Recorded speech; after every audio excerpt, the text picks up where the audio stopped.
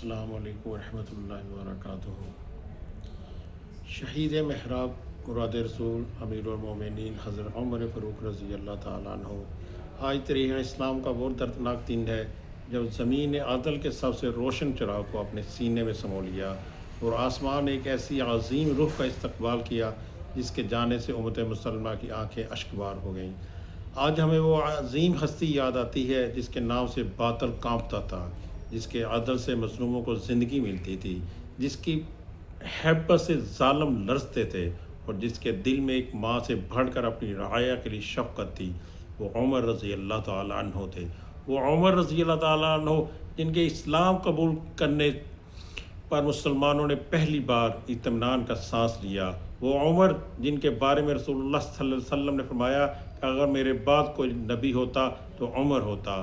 وہ عمر رضی اللہ تعالیٰ عنہ جن کے راستے سے شیطان اپنا راستہ بدل لیتا تھا، مگر اے کاش لوگ صرف عمر رضی اللہ تعالیٰ عنہ کی جلالت کو ہی نہ جانے، ان کے دل کی نرمی کو بھی جانے۔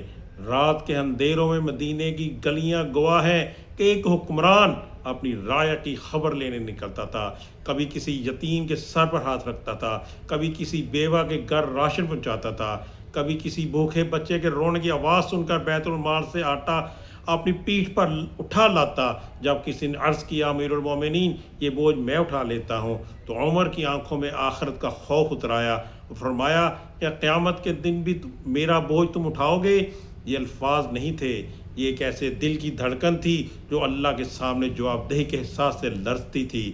پھر وہ صبح بھی آ گئی، مدینہ کی فضائیں فجر کی اذان سے مہک رہی تھیں، رسول اللہ صلی اللہ علیہ وسلم کی مسجد آباد تھی، صفیں سیدھی تھیں، قرآن کی تلاوت جاری تھی اور مسلمانوں کا سب سے محبوب ترین خلیفہ اپنے رب کے حضور کھڑا تھا۔ اچانک دشمن کے خنجر نے وار کیا، جسم زخمی ہوا، خون بہنے لگا، لیکن عمر رضی اللہ تعالیٰ عنہ کی زبان پر شکوہ نہ آیا۔ اپنی تکلیف کی فکر نہ کی، امت کی فکر کی، نماز کی فکر کی، دین کی فکر کی، یہاں تک کہ زخمی حالت میں بھی پوچھتے رہے لوگوں نے کیا نماز ادا کر لی؟ سبحان اللہ! جس انسان کی زندگی کا آخری لمحہ بھی نماز اور امت کی فکر میں گزرے، اس کے مقام کا اندازہ کون کر سکتا ہے؟ پھر وہ گھڑی آئی جب فاروق اعظم رضی اللہ تعالی عنہ اس دنیا سے رخصت ہونے لگے۔ آنکھوں میں آنسو تھے، دل میں خوف تھا۔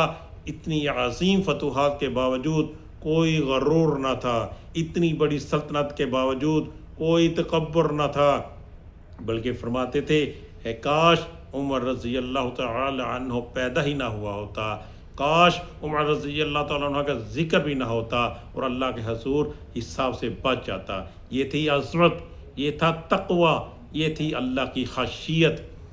آج صدیاں گزر چکی ہیں، مگر عمر رضی اللہ تعالیٰ عنہ کا نام آتا ہے تو انصاف یاد آتا ہے، عمر کا نام آتا ہے تو جرت یاد آتی ہے، عمر کا نام آتا ہے تو خدمت خلق یاد آتی ہے، عمر رضی اللہ تعالیٰ عنہ کا نام آتا ہے تو حکمرانی نہیں بلکہ اللہ کے بندوں کی خدمت یاد آتی ہے۔ اے فاروق اعظم رضی اللہ تعالیٰ عنہ، امت آج بھی آپ کے عدل کو یاد کر کے آہیں بھرتی ہے، آج بھی دنیا آپ کے انصاف کو مثالیں بناتی ہے، آج بھی یتیم آپ کی شفقت کو یاد کرتے ہیں، آج بھی تاریخ آپ کے کردار کے سامنے سر جھکاتی ہے۔ آپ چلے گئے مگر عدل کا ایک ایسا معیار چھوڑ گئے جس تک پہنچنا آج بھی حکمرانوں کے لیے خواب ہے۔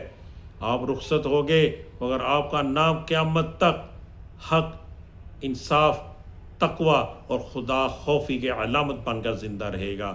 سلام ہو عمر رضی اللہ تعالی عنہ پر، سلام ہو اس دل پر جو اللہ کے خوف سے کامتا تھا، سلام ہو اس ہاتھ پر جو یتیموں کے سروں پر شفقت سے پھرتا تھا، سلام ہو اس زبان پر جو ہمیشہ حق بولتی تھی، سلام ہو اس آنکھ پر جو راتوں کو امت کی فکر میں جاگتی تھی، سلام ہو اس شہید محراب پر جس نے فجر کی نماز میں جان دی مگر دین کا پرچم سر نگوں نہ ہونے دیا، رضی اللہ عنہ و رضوا عنہ۔